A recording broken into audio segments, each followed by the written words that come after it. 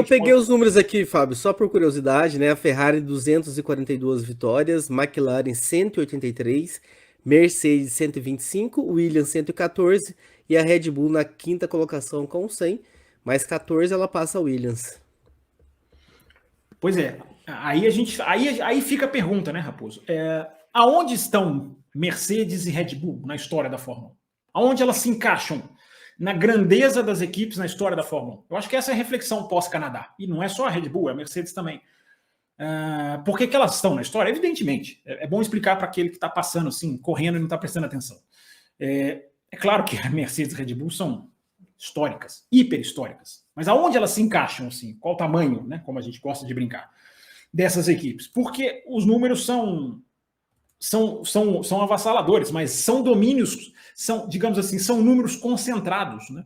São números acumulados por eras de domínio muito curtas, mas que transformam em muitas vitórias pelo número de grandes prêmios. Posso dar esse dado aqui rapidamente, Fábio Campos, já que aproveitando o gancho? Por favor. A vitória 1 da Ferrari foi no GP da Grã-Bretanha de 51. A vitória 100 da Ferrari foi no GP da França de 1990, quase 40 anos depois. Tudo bem, tinha menos corridas, tá, mas a vitória 1 da McLaren foi no GP da Bélgica de 68. A vitória 100 da McLaren foi no GP do Brasil de 93. Ou seja, passou aí muitos anos. A vitória 1 da Williams foi na Grã-Bretanha 79. A vitória 100 da Williams foi na Grã-Bretanha 97. Então também passou aí mais de 20 anos. Não, menos de 20 anos, no caso. A Mercedes, a vitória 1 foi na França 54, mas a Mercedes teve um hiato que ficou fora. Ganhou 9 e ficou mais de 40 anos sem participar da Fórmula 1. Mas aí eu fiz o seguinte, a vitória 10, a primeira vitória da Mercedes quando ela voltou foi na China em 2012.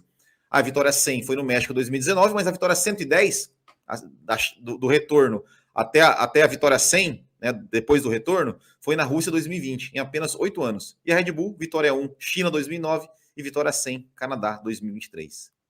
14 anos. Então, eu acho que a discussão interessante que a gente tem, antes da gente entrar na corrida, eu acho que o simbolismo, né, do que aconteceu no Canadá, eu acho que vem para acrescentar na nossa pauta. Né? A gente tem uma discussão que é essa, dominação concentrada ou dominação estendida. O que é mais histórico? Algum é mais histórico do que o outro?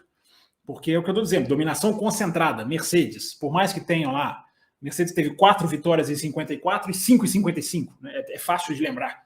E depois começa a partir de 2012.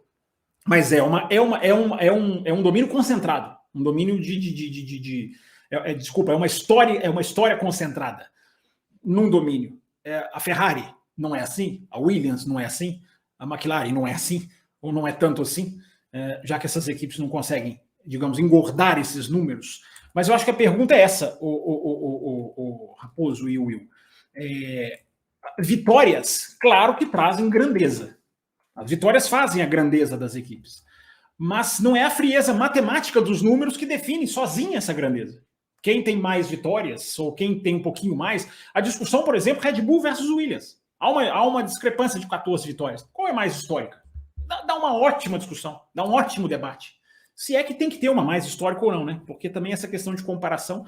Eu não estou aqui para comparar, eu não quero ficar comparando uma com uma. Eu quero propor a reflexão de aonde se encaixam na história Red Bull e Mercedes. Porque você tem, por exemplo, vou pegar um número comparativo, embora não queira fazer. A Red Bull tem 100 vitórias, a Tyrrell tem 23. E você discute qual é mais importante historicamente. Qual é a participação de cada uma na história. Não precisa querer ficar comparando, mas é fazer algumas reflexões de como essas duas estão se encaixando e são equipes da história da Fórmula 1, sim. Se elas pararem amanhã, não vão parar. A Minardi tem 0 vitórias. A grandeza da Minardi é mais pela simpatia. Né? A Minardi nunca foi uma equipe grande.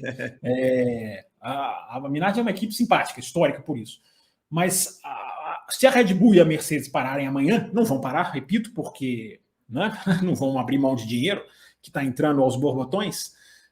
Mas elas têm que entrar, sim, no hall dessas grandes. Sem querer, assim, decidir um ranking. Eu detesto esses negócios. Mas elas estão definitivamente no meio dessa turma aí. De Lotus, de McLaren, de Williams. Elas estão, sim. Elas estão no meio dessa disputa, sim, porque são muito grandes, são muito gigantes.